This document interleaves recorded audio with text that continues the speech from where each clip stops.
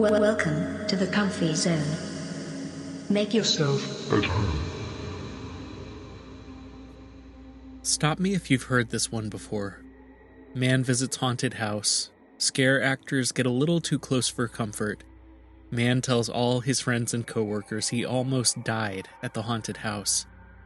Around this time of year, it's almost inevitable to hear stories like this if you're a big fan of Halloween or horror in general. I'd like to tell you what happened to me this year was just as exaggerated, but I wasn't so fortunate. I live in a somewhat old neighborhood, the kind where the road is a little uneven and connected like patchwork with veins of dark asphalt filling in the cracks.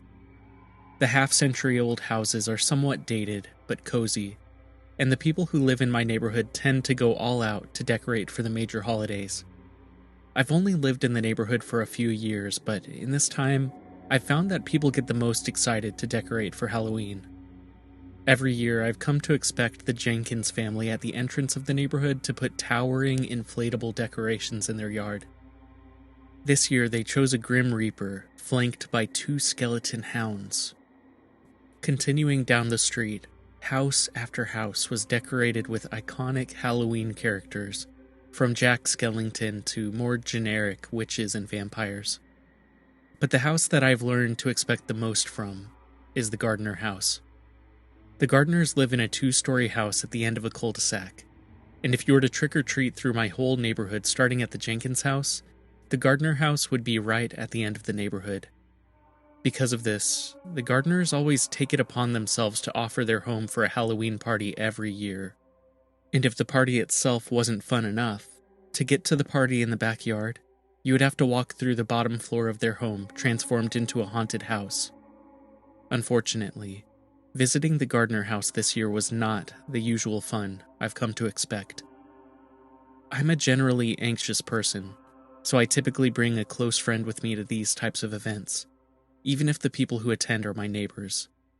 I trust them to an extent, but it's good to have someone I can truly be myself around with me. The past 2 years, I invited my best friend Devin to come with me, but this year he couldn't join me as he had a family Halloween party to attend. I told myself that by now I should be ready to mingle with my neighbors without a social buffer, so that's what I decided to do. I'm still regretting that decision. It felt a little awkward walking down the street alone, dressed as a vampire on Halloween night, but I knew it would be a lot less awkward in good company at the Gardner house. I walked down the street, admiring the way everyone in the neighborhood pulled together and coordinated on decorative jack-o'-lantern lights staked into the ground in the yards along the sidewalk. As I continued toward the Gardner house, I admired some of the costumes I had seen in various groups going house to house. I loved seeing how Creepypasta characters from my own adolescence were still popular, as I saw one kid wearing a Momo mask, another wearing a Zalgo costume, and even one kid dressed as the creepy version of Link from the Ben Drowned Creepypasta. As I approached the Gardner house, I was surprised that none of these groups walked in or out of the house. Typically, there would be groups filtering in and out to see how the house was decorated that year, but this year, it was like a Halloween dead zone. Undeterred, I continued down the cul-de-sac, wondering what the theme would be this year. The outside of the home was decorated with stakes in the ground, displaying an unusual shape that seemed to be a mixture of an oval and an arrow pointed downward. There were no fog machines, spider webs, pumpkins, or any of the typical Halloween decorations one might expect at a haunted house. As I walked toward the house, I heard a few kids in a group on the opposite side of the street from me, clearly talking about me and trying, unsuccessfully, to not make it obvious I was the focus of their attention. "Stop, Jack. He's gonna hear you," one of them said. "Just let him go in, stupid," another said. I pretended not to hear them as I continued up the driveway toward the front door of the Gardner house. I was sure they were just scared of the haunted house and surprised that someone was actually going inside. I shrugged it off and played it cool as I walked toward the front door, listening for the sound of a party, but only hearing the quiet murmur of a small crowd. I thought it was strange for the party to be so quiet, compared to how it usually is, and wondered for a moment if the party had been canceled. I raised my hand to press the doorbell and stopped myself. I didn't want to ruin a family dinner if they weren't putting a haunted house together this year. But before deciding to walk away, I noticed a face in the window to the right of the door. A moment later, the door opened, and I was greeted by Craig Gardner, the owner of the home. I had a hard time telling what he was supposed to be dressed as, but the red robe he was wearing made him seem like he was dressed as some sort of demon or a vampire. "Hey, stranger," he said as he opened the door, gesturing with his right hand to come inside. "Thanks. Happy Halloween," I said awkwardly. As I entered the home, Craig slipped away from behind me and slunk away into another room, and he was gone. I turned and saw that he was gone and the door was shut, and I wondered if his strange behavior was part of the experience. A strange droning sound could be heard from deeper within the home, and a low pulsing light penetrated the room from along the trim at the bottom of the walls. If their goal was to make the house as ominous as possible, without anything being overtly scary, then they had succeeded.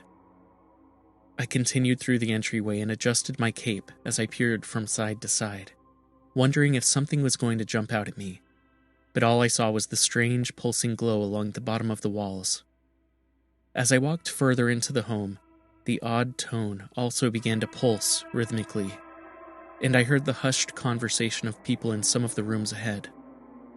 I couldn't tell what anyone was talking about, and what would normally be the quiet roar of a crowd at one of the Gardner House Halloween parties sounded much more like the scattered conversations of people attending a wake. As I continued toward the kitchen, I noticed a pair of hands reaching from the other side of the wall, and a set of eyes peering over the edge of the wall toward me. The living room ahead was blocked off by a large black tarp, signaling that I had to go through the kitchen to my left to get to the living room. If this was going to be my first jump scare, I was going to be prepared for it. I continued walking ahead as I prepared myself, and my stomach began to tie itself into knots. When I turned left into the kitchen, I was stopped by someone tall in a red robe, their face also completely veiled in red. "Oh, I began. The figure stood silently as I shifted to the right to go around them, and their only movement was the motion of their head following me as I moved. I went around the figure as casually as I could, and took note of the symbol from outside, now hung on the wall inside the house as I approached the end of the kitchen. The room beyond the kitchen sink and breakfast bar area was also covered by a black tarp, keeping me from seeing what could be found beyond in the next room. The droning sound continued to pulse, and the quiet conversation of the attendees at the party began to sound as though it was in sync with the sonic, pulsing sound that filled the home, rhythmically brought to crescendo with a strange, airy tone in the house. If this was a reference to a horror movie, it wasn't any movie I had ever seen. "Here he comes," I heard from a low whisper as I rounded the corner from the kitchen into the dining room. I decided to be playful as I continued into the dining room, and as I emerged from the kitchen, I jumped out, my hands in a classic monster pose, to show the hosts I was having a good time. Even after trying to play it cool, I was taken by surprise when I found all 6 seats at the dining room table occupied by people wearing the same red robes as Craig and the person who I met in the kitchen. A table runner stretched along the length of the table, and in the center was the same odd shape I saw outside the home and on the wall in the kitchen. Their faces were draped in the same color of red fabric as their robes, but by the way their faces were positioned, it was clear they were all watching me. I stopped and rocked back and forth slightly to be certain they were following my every move, and it seemed like the level of coordination involved went beyond what could be expected at a simple, neighborhood haunted house. The hairs on the back of my neck rose and brushed against the collar of my cape, and I felt a distinct warmth behind me. When I turned, I saw the same tall figure from the kitchen, alongside Craig, still draped in red, but without a red veil covering his face. "Hey, stranger, why don't you take a seat?" he asked, His eyes squinted slightly, and the corners of his mouth bent upward. I don't see any other chairs," I replied, beginning to feel less amused and noticeably threatened. "Who said anything about chairs?" Craig replied, his smile continuing to twist upward. I wasn't sure how much of this was still part of the haunted house, and I didn't want to seem rude, so I over-exaggerated a shudder and turned to make my move toward the living room. As I turned, I felt a tug on my cape, and I whipped my neck around to see what I had caught myself on. The tall figure stood by the table, grasping the cape that had torn away from my body, and as fast as he had grabbed it, I bolted away toward the living room. The people seated at the dining room table remained, but I saw their heads turn and follow me as I left. I ran into the living room to find another group of red-robed figures seated in a circle around a small, round table, and heard the loud footsteps of the tall figure walking away from the kitchen toward the front door. Craig's wife, Janice Gardner, sat in a chair in the middle of the room against one of the room's large windows, and though I couldn't see her face, I recognized her voice. "Thank you so much for coming, my dear," she said, her voice only slightly muffled behind the fabric covering her face. Knowing that the tall figure had walked away in the other direction, I stopped to calm myself down as I felt my heart pounding like a war drum. "You guys really put a lot of work into this," I replied. "What's the theme supposed to be anyway?" "Theme? Why, I'm not sure what you mean," she replied as she began to lift her veil. Her face was as red as the veil that had been covering it, her eyes being the only contrast against the crimson she seemed to be bathed in. "Why don't you take a seat, young man?" she asked, rising from her seat and approaching the table in the center of the room. A distinct stench emanated from her face the moment she removed the veil, and as she got closer I noticed a thick liquid that seemed to be bubbling and dripping down her cheeks. The closer she got, the more I could smell the pungent bouquet and see that the red liquid was steadily dripping from her eyes, pores, and mouth. She smiled, and it appeared that the inside of her mouth was coated with the same substance coating the outside of her face.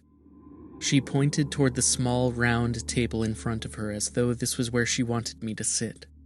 And as I looked down at it, I saw the same odd shape from outside again, drawn on it with something like chalk. I didn't know what I had found myself in the middle of, but I was ready to be out of this place. If I headed to the backyard, I might have to hop the fence to escape, but if I ran to the front door, I might be able to escape more quickly. I would just need to figure out how to run through the tarps without hitting a wall or a dead end. 2 or 3 of the robed figures closest to me stood up, and I took my last chance to dash toward the tarps separating the rooms. The thick material flapped and made a loud sound that contrasted with the humming drone permeating the house, and a loud thud indicated that one of the tarps had fallen to the floor.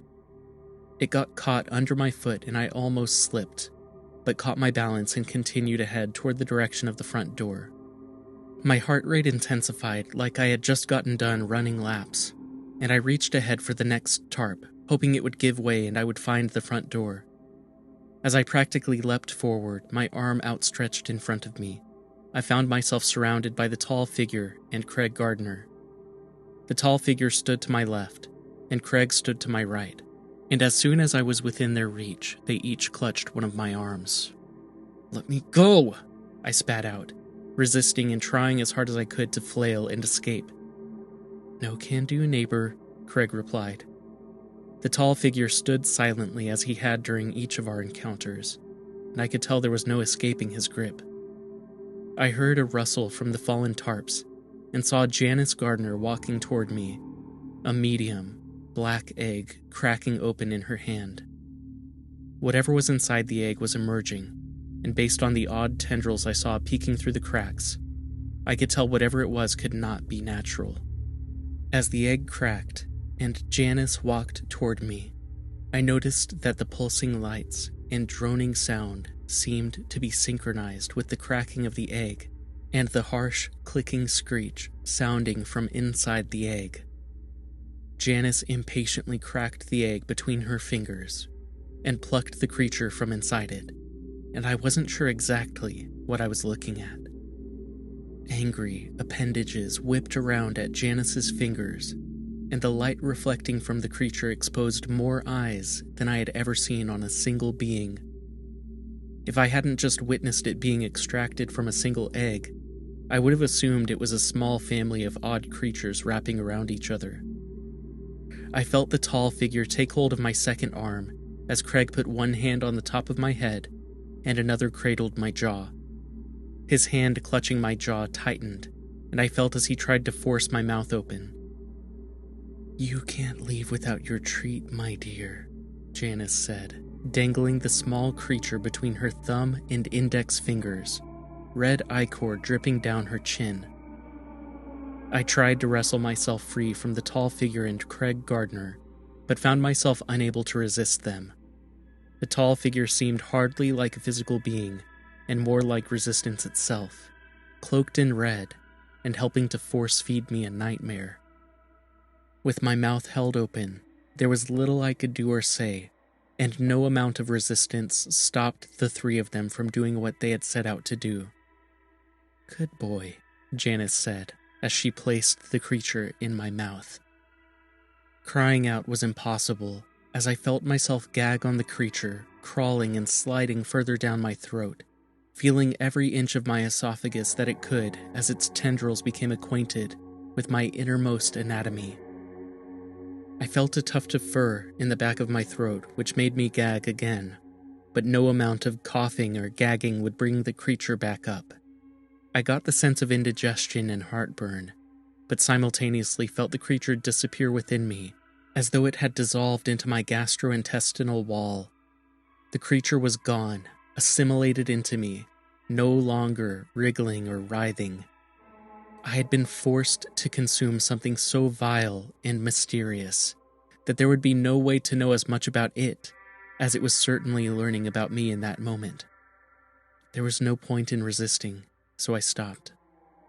As soon as I did, the tall figure loosened his grasp, got up, and walked back toward the group of robed figures in the living room, taking his seat where Janice had previously been sitting. "I do love haunted houses, don't you, dear?" Janice asked me, running her fingers through the hair on the top of my head. Speechless, I sat defeated as I watched the red liquid dripping from her face and pattering onto the carpet. Craig also released me and stood next to his bride, feigning a concerned look toward me. "You know, we're all kind of like houses," Janice continued. "Did you know your gut is like a miniature biome, with all of the microorganisms that live inside you?" My breathing quickened, and I shot to my feet, unable to respond.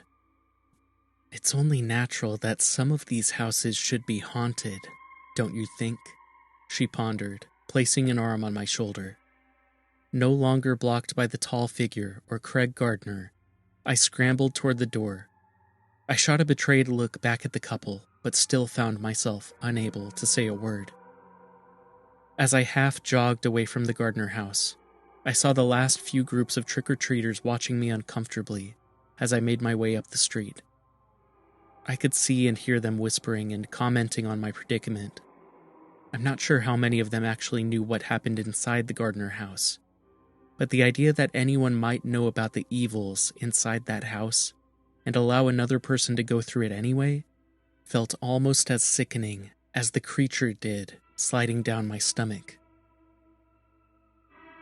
Halloween used to be one of my favorite holidays, but I'm not so sure about that anymore.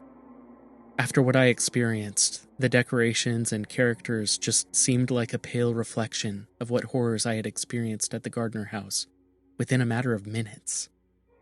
But Janice Gardner was wrong about what they had done to me. On nights when I see my own veins whip around beneath my skin, like the tendrils from that infernal black egg, I know now that I've been haunted in a way that no house ever could be.